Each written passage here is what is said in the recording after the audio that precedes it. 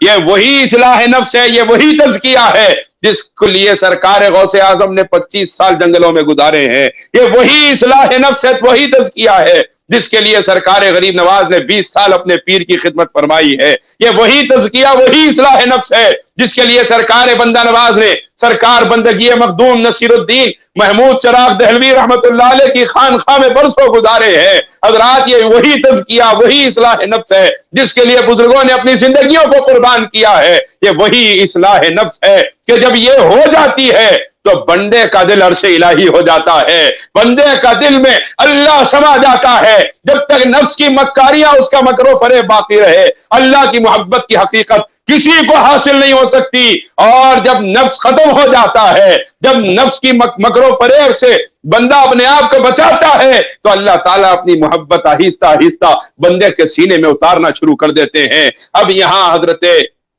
شاہ ابو سعید گنگوئی کے اس واقعے سے میں یہ عرض کرنا چاہتا ہوں کہ پہلی مرتبہ جب اس نے گندگی کو آپ کے اوپر گرایا تھا، جلال میں آ کے فرمایا اگر گنگو ہوتا تو میں تجھے لوہے کے چنے چبا دیتا۔ شیخ کی خانقاہ اس لیے خاموش بیٹھا ہوں، شیخ نے کیا کہا؟ ابھی نفس کی تربیت نہیں ہوئی، ابھی نفس کی اصلاح نہیں ہوئی، لیکن جب دوسری مرتبہ سارا گرا دیا، اسے کہا بہن تجھے چوٹ تو نہیں لگی؟ اور گندگی اٹھا کے اپنے ہاتھوں سے جب تمام اس کے ساتھ صاف کرنے لگے، پتا کیا چلا؟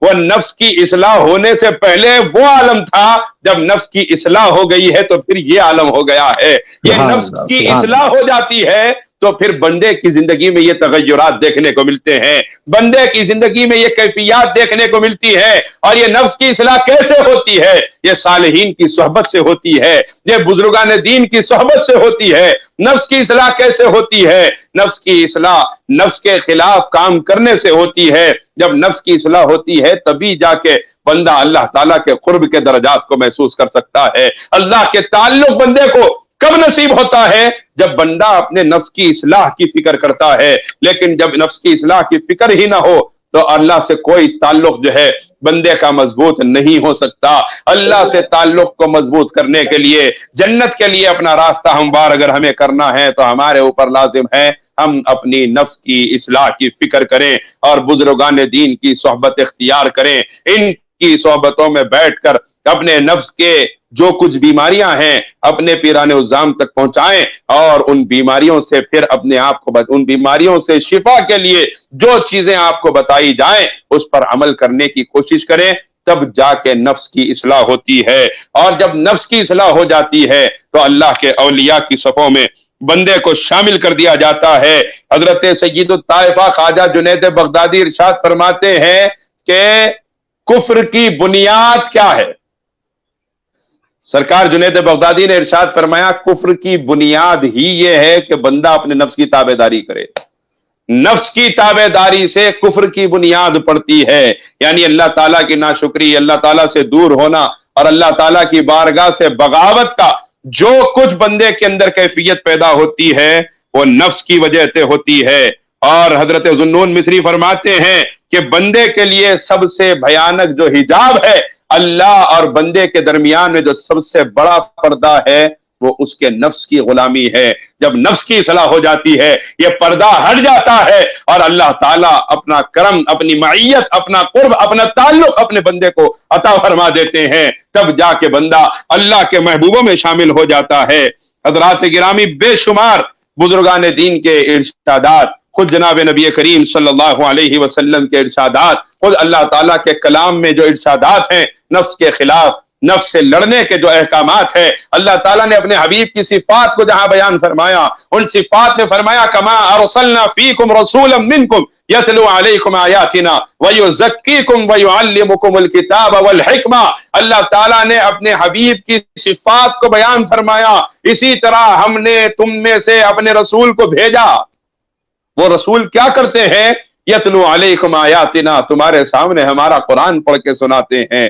وہی پھر اس کے بعد فرمایا وَيُزَكِّيكُمْ، اور وہ میرے محبوب تمہارا تزکیہ کرتے ہیں، تمہارے نفس کی اصلاح کرتے ہیں، تمہارے نفس کی اصلاح فرماتے ہیں، تمہاری تزکیہ فرماتے ہیں۔ وَيُزَكِّيكُمْ وَيُعَلِّمُكُمُ الْكِتَابَ وَالْحِكْمَةَ، تمہیں کتاب اور حکمت کا علم دیتے ہیں۔ کتاب یعنی احکام شریعت، जो जाहिर है, और हिकमत यानी वो राज जो तरीकत है। अब आप गौर फरमाएं, यतलू अलैकुम आयातिना के साथ वयुज़क्कीकुम फरमाया, फिर वयुअल्लिमुहुल किताब के साथ वल हिकमा फरमाया। क्या पता चला कि यतलू अलैकुम आयातिना, जब आयतें और अहकामात शरीयत बयान होती है तो इल्म किताब तुमको हासिल होता है। वयुज़क्कीकुम, और जब तुम्हारा तज़किया फरमाते हैं, वल हिकमा, जब वयुअल्लिमुहुमुल किताब वल हिकमा, और जब तुम्हारा तज़किया फरमाते हैं तो तुम्हारे सामने राज़ों को खोल दिया जाता है, तुम्हारे सामने मारिफत का नूर जाहिर किया जाता है, तुम्हारे सामने से हिजाबात को उठाया जाता है। ये कब होता है?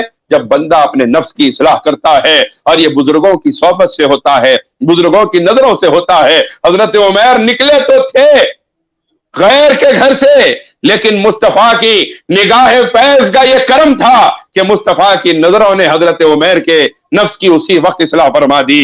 हजरत गिरामी, ऐसे ही वाकयात बुजुर्गों में के पास भी मिले हैं, हुजूर के जानशीनों में भी ये वाकयात मिले हैं कि उनकी एक नजर ने फला को फला कर दिया। सरकार गौसे आजम के बारे में भी है कि एक नजर ने चोर को अब्दाल बना दिया, इस्लाह नफ्स हो गई। पता क्या चला कि बुजुर्गों की निगाहों में भी अल्लाह ने ये फैज रखा है। निगाह वली में वो तासीर देखी, बदलती हजारों की तकदीर देखी। और औलिया किराम की शान ये होती है कि जब नफ्स उनके नफ्स की जब इस्लाह हो जाती है, वो नफ्स को जब कुचल देते हैं तो उसके बाद पर्दे हिजाबात उड़ जाते हैं, हक उनके सामने जलवागर हो जाता है, हकायक उनके सामने रोशन हो जाते हैं, और हिजाबात उनके सामने से उठा दिए जाते हैं। अल्लाह और बंदे के दरमियान जो सबसे बड़ा हिजाब है वो नफ्स की गुलामी है, और जब नफ्स की इस्लाह हो जाती है तो फिर अल्लाह तबारक व तआला हिजाबात को उठा दिया करते हैं। और जब हिजाबात उठते हैं, मौलाए रूम फरमाते हैं, लौहे महफूज अस्त पेशे औलिया, जब हिजाबात उड़ जाते हैं तो दुनिया क्या जाहिर हो क्या छुपे, लौहे महफूज हमेशा औलिया की निगाहों के सामने हो जाती है। और इसीलिए फरमाया कि नफ्स की इस्लाह जब हो जाए, बगैर नफ्स की इस्लाह के आदमी नमाजें पढ़े, बगैर नफ्स की इस्लाह के आदमी इबादत करे तो वो कैफियत कैसे पैदा होंगी? नफ्स की गुलामी के साथ इबादत में कैफियत नहीं पैदा होती। जब नफ्स खत्म हो जाता है तो फिर इबादत में लज्जत और अल्लाह के दीदार के कुर्ब की मनाजिल बंदे को अता की जाती है। इसीलिए बुजुर्गों ने, खुद मौलाना जलालुद्दीन रूमी ने इरशाद फरमाया, एक ज़माना सोहबते बाओलिया बेहतर से सद साला तात बेरिया। मौलाए रूम ने इसलिए फरमाया कि एक लम्हा औलिया की सोहबत में गुजारना 100 बरस की बगैर रिया वाली इबादत से अफजल है। ये इसलिए फरमाया कि अकेले में बगैर नफ्स की इस्लाह के 100 बरस की इबादत एक तरफ है, और औलिया की सोहबत में नफ्स की इस्लाह हो जाए तो एक लम्हे की जो इबादत है वो 100 बरस की इबादत इस एक लम्हे की इबादत की बराबरी नहीं कर सकती। तो हमें जरूरत है अपने पीराने उज़्ज़ाम से अपने ताल्लुक को मजबूत करें, अपने नफ्स की इस्लाह करें, अपने आमाल की इस्लाह की फिक्र करें, अपने नफ्स को हमेशा देखते रहें। जरा सा नजर हटी कि फिर वो फन निकालता है सांप की तरह। नफ्स का मारे सख्त जा दे कभी मरा नहीं, तू गाफिल हुआ नहीं वो अभी डसा नहीं। नफ्स का सांप इतना सख्त जा है, वो मरता नहीं है, वो मरता नहीं है। जब बंदा गाफिल होता है तो वो डसने लगता है। तो अपने आप की नफ्स की इस्लाह यह है कि हमेशा हम उससे बाखबर रहें। ये अनानियत, ये तकब्बुर, ये आपसी झगड़े, ये बुराइयां जितनी है, ये सब नफ्स के धोखे की वजह से है, ये सब नफ्स के फितने की वजह से है, ये सब नफ्स के मगरो फरेब की वजह से है। लेकिन जब नफ्स की इस्लाह हो जाती है तो अनानियत तवाज़ो में बदल जाती है, झगड़े मोहब्बत में बदल जाते हैं, दूरियां गुर्बत में बदल जाती है, बुराइयां नेकियों में बदल जाती है। बंदा नफ्स की इस्लाह नहीं होती, अल्लाह से दूर रहता है। नफ्स की इस्लाह हो जाती है तो बंदे को कुर्ब इलाही की मंजिलें नसीब हो जाती है। जब बंदे की नफ्स की इस्लाह हो जाती है तो वो हकीकत में تاجدار کائنات کا حقیقی غلام ہو جاتا ہے، بلکہ نائبین محمد مصطفیٰ میں شامل ہو جاتا ہے۔ جب نفس کی اصلاح نہیں ہوتی، ہر برائی ظاہر ہوتی ہے۔